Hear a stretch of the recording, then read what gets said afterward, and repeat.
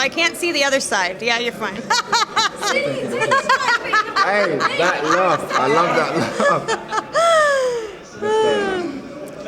Hey, Fight fans, it's Michelle Joy Phelps, and I'm joined now with none other than Joshua Buatsi. How are you doing? Not too bad, not too bad. Even better now. You were not well during the week, but you got your energy back, you regrouped. You're on the grind, you know this is the job, you know what you got to do, and you're out here working, so respect to you, man. But I'm all good, thank you.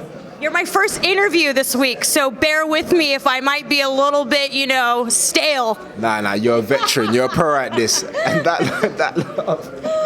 I love that laugh, man. But listen, I feel blessed, happy that I got the win tonight. Yeah. And first interview of the week for you, I can't complain. Now let's talk a bit about tonight. How do you feel about your performance? We know there's a controversial stoppage. Have you had the opportunity to even look back at your performance? I haven't had the opportunity to watch it, unfortunately. Ford complained about a low blow in there, but like I said, man, behind my head is swollen because he hit me behind the head a lot of times today.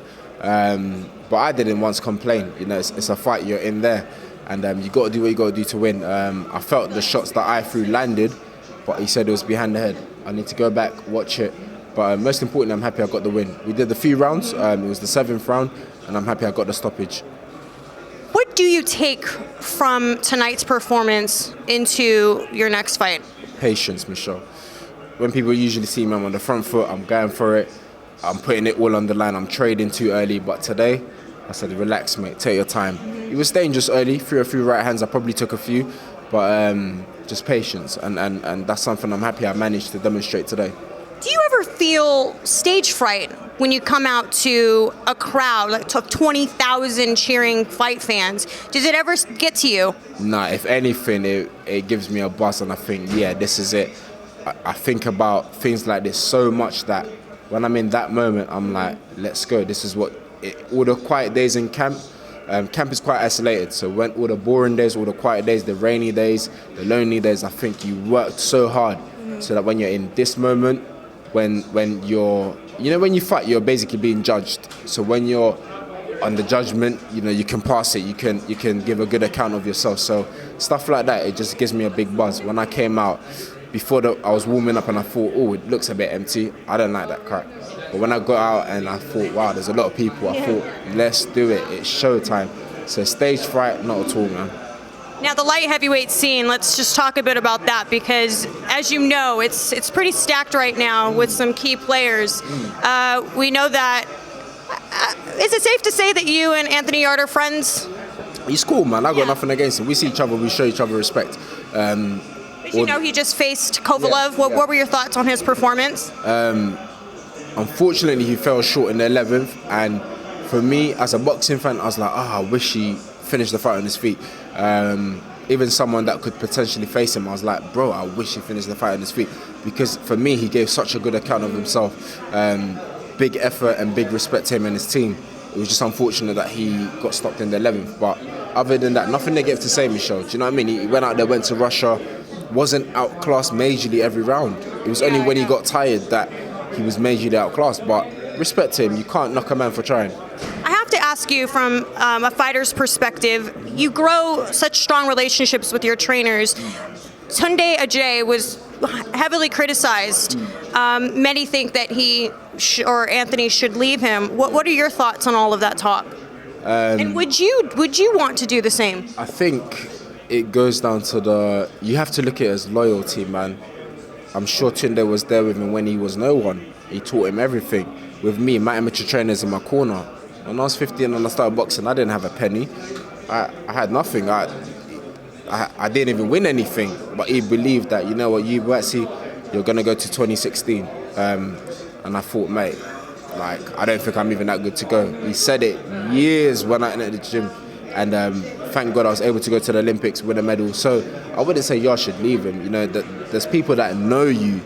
I'm sure Tunde, in his knowledge, will learn more and keep learning the trade more and teach his fighter what he needs to teach him, and they will improve together. But to leave someone like that, I'm not a believer in such things, man.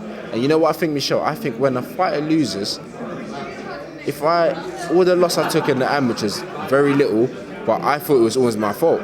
Not once did I think, oh, it was your fault. You're outside the ring. How can I then say it's your fault? But I do understand the point that, you know, Tunde said to Yarde, empty the tank. And for me, people are criticizing it, but for me, you had to roll the dice. He almost got it. But, you know, people are saying, well, Buatsi, he didn't actually get it, so stop chatting crap. But for me, he almost got it. Rolling the dice almost worked. And like I said, it was unfortunate, but I wouldn't say he should leave his trainer, man.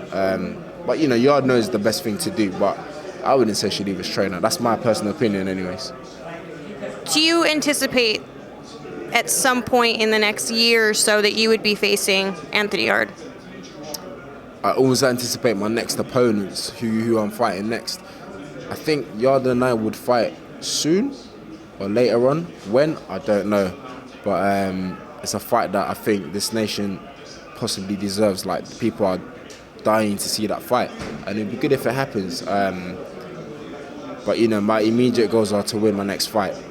I don't look too far, you know, win the next fight.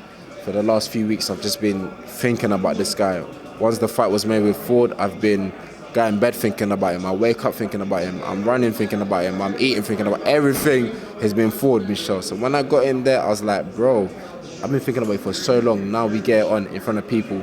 And the stage fright and that doesn't happen, man. When people are screaming, I'm like, it's time to step up. It's time to show up. So that's my approach with it. Andre Ward's been in town. You and I have had conversations where you mentioned Andre as somebody that you looked up to. Have you met him yet? We had an interview with him, I think, yesterday was the weigh-in, the day before, on Thursday. How exciting was that for you, though? Michelle, they were asking me questions, and I said, enough of the questions. Andre, I want to ask you a question. And I asked him a few questions. But listen, man, I saw him ringside, winked at him. That's the guy, man. SOG is the guy. I know he's retired, but I'm a big fan of Andre Ward, man. Really big fan of him. If I can do a fraction of what he's done, I'll be a happy man, and respect to him. And you know what it is? I just have respect for all these fighters, man. Win or lose, anyone that gets in that ring, I have respect for them. But Andre Ward and a few other fighters that are my favourite, I've got a lot of respect for them. And lastly, I know you're tired, and you should have left 10 minutes ago, so I appreciate you sitting here and speaking with us. But I want to know what your thoughts are on the potential matchup between Sergey Kovalev and Canelo Alvarez. Who wins that fight? If you ask me who'd win, for me, I'll personally say Canelo Alvarez, but Kovalev may, I don't want to say he may have the start to beat him, but for me personally, if gun held to my head, I'll say Canelo would win, and that's what I genuinely think. That's what I think. And lastly, I have to, because I can never say his name right. Gvozdyk versus Beterbiev. Okay, yeah. Tell me what your thoughts are on that matchup. Youth might play a part, because I know Beterbiev is he 37? I think 36, 37, and I can't say the other guy's name, but his nickname's the Nail. Good fighter, won a bronze at 2012. I'm going to try my best to be there. That's what I can say about it. So I can see who's going to win. Yeah, it's October, isn't it, or September? November. November, okay, cool. I'm going to try my best to be there if I can. November, right? No, I think it's October. October, my bad. Yeah, October. So I'm going to try my utmost best to be there.